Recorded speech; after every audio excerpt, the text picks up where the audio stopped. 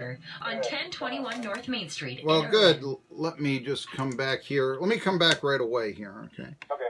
He's the right rev of speed. Wasn't with us yesterday. Had another commitment, kind of a sad commitment, a memorial service, but he's with us usually every Monday, 1 p.m., every Friday, 1 p.m., either talking about the last race and previewing the next. Okay, so we're a day off. Talladega and Jerry Bonkowski resumed, and what's on super speedways showing, okay, this is what can happen with a pony car. They're more suited to go to a super speedway, or is it just, hey, these super speedways, be they Daytona, be they Talladega, it really is the luck of the draw as evidence of Chase Elliott winning it. What was your opinion of the race at Talladega?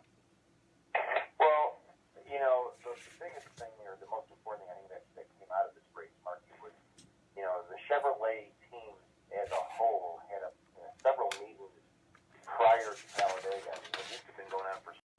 The officials from Chevy made it very clear that they wanted the Chevy teams to work more closely together.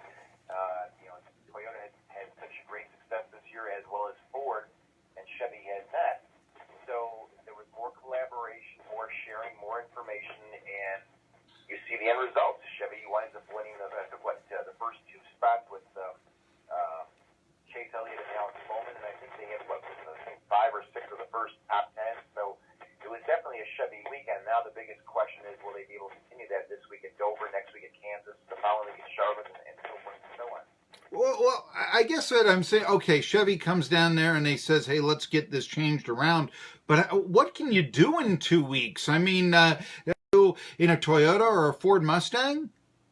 No, I don't think it was so much that. I just think that there was just a lot more sharing of information, a lot more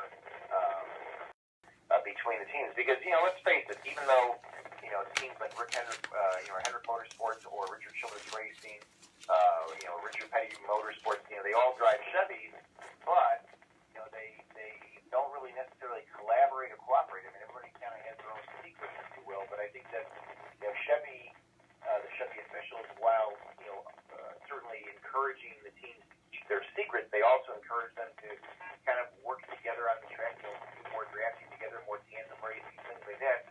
And, that's one of, I think, being a key difference. I mean, like I said, there have been several meetings, and not only the team owners, but crew chiefs and the drivers got the message that, things have not been going all that great for Chevy this year, and they needed a major turnaround, and they got that major turnaround Sunday at Talladega. I wasn't aware that they were really going that well for Chevy last year either. Wild card, but the old adage, and they say it's still pretty much true, win on Sunday, sell on Monday. And what do I see with Chevy? But they're shutting down the Lordstown, Ohio plant now. And I mean, could this be a factor? I mean, say, yes, a demise of Chevy, a shutting down of a plant, the actual struggles of the NASCAR teams. Do you think any correlation there, Jerry? They don't build the Camaros there, and I mean, I know you would have been happy if it was a Chevy Impala that was, but I get that. But the thing is that yes, the auto industry, and it's not just Chevy. I mean, Ford, Toyota, Dodge, Hyundai, Kia, all the manufacturers have, around the world have struggled in terms of sales and things like that. So yes, it's sad that the fact that a whole plant was shuttered. But on the flip side, the upside, if you will, the fact that Chevy did win, Sunday at Talladega, that may, encourage some people that are looking to buy a new car to say, hey, maybe I should look at that Camaro. Chevy put out a pretty good product. They just wanted, the race there. Chase the Ohio Turnpike. I mean, not far from Youngstown. Between Youngstown and Cleveland is a very famous auto plant. And I know Donald Trump has really sort of said, Chevy that he wins in Talladega. I mean, I think that this gives him his career, which, he wasn't one of the leading drivers. I don't think you can say that. What path now for Elliott after he wins in Talladega? Well, I wouldn't say this was the biggest win of his career. I would say certainly one of the biggest. I mean, he came at a place, where his father won. His father set the speed record there. Sure. It was definitely a track that's very important to Chase Elliott. But, this was only his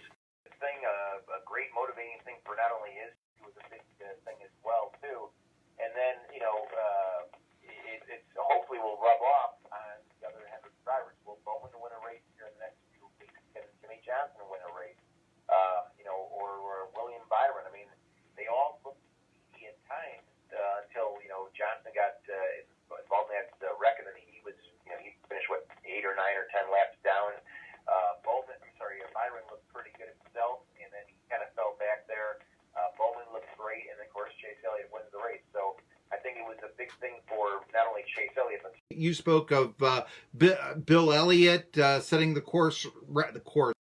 Correct me if I'm wrong. Was it 212 miles an hour and change, or was it 210 back in the 80s? I'm trying to remember. Somewhere around in there. It was in that range. I can't remember off the top of my head, but it was in that range. Yeah, and so and I believe that in practice the spacer there were cars going as much as 204 miles an hour. Ryan Newman, I believe, did 204 and change. But what are your thoughts? A couple of things. Number one, we didn't really have the quote-unquote big one. I mean, and I don't know if that was a reflection of the spacers versus not having the restrictor plates. The second thing that I noticed was there was definitely a lot more ability for cars to move around a lot when they had the plates on them. There was more what I like to call breathing room between cars. Cars were able to get up closer quickly to the cars in front of them to draft off them.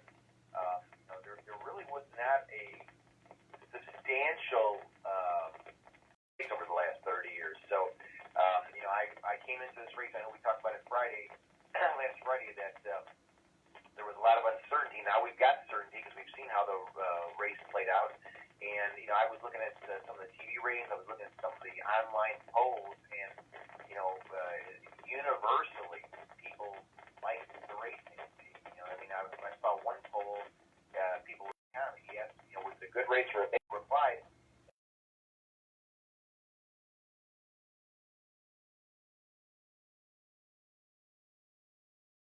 My opinion only, but I think restrictor plates, their time had come.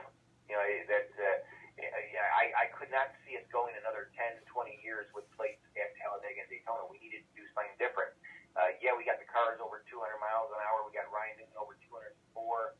Actually, there were a couple drivers that were over 204. But, the point is that we saw a race that was still very safe at those speeds. People love seeing speed. To me, though, if it's 204 or 194, it's all kind of relative. It all seems kind of the same speed no matter what it is. But I think that this was definitely a good debut, a good start, if you will, for the tapered spacers. And, maybe there will be some tweaks for Daytona in July. I don't know. But gives us a very strong passing grade for how the race turned out Sunday. Well, there were 38 lead changes. But you mentioned there was, not the lack of a big wreck. Well, thankfully, we never want to see somebody getting hurt in a wreck. But wait a minute here.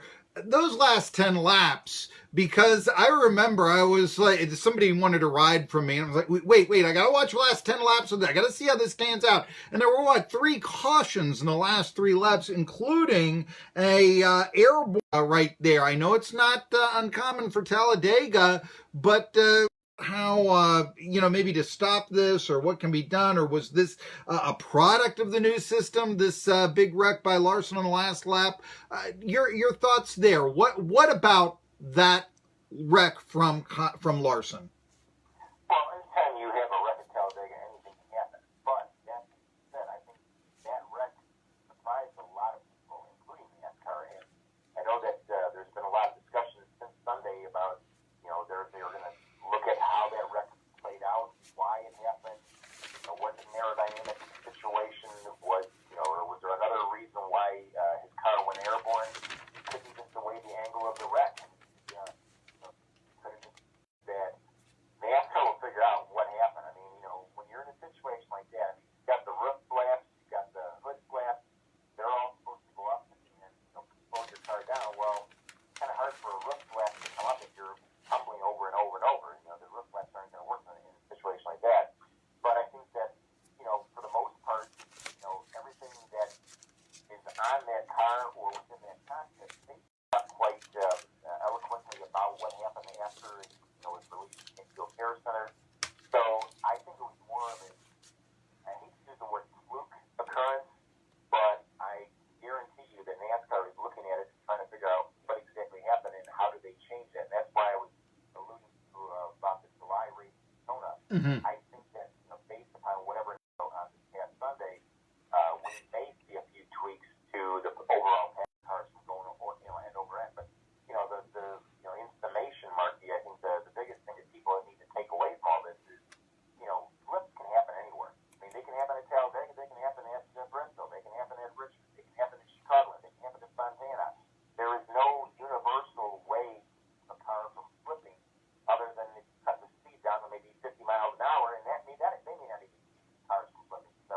He's Jerry Bonkowski, the right rev of speed. Read him, NBCsports.com.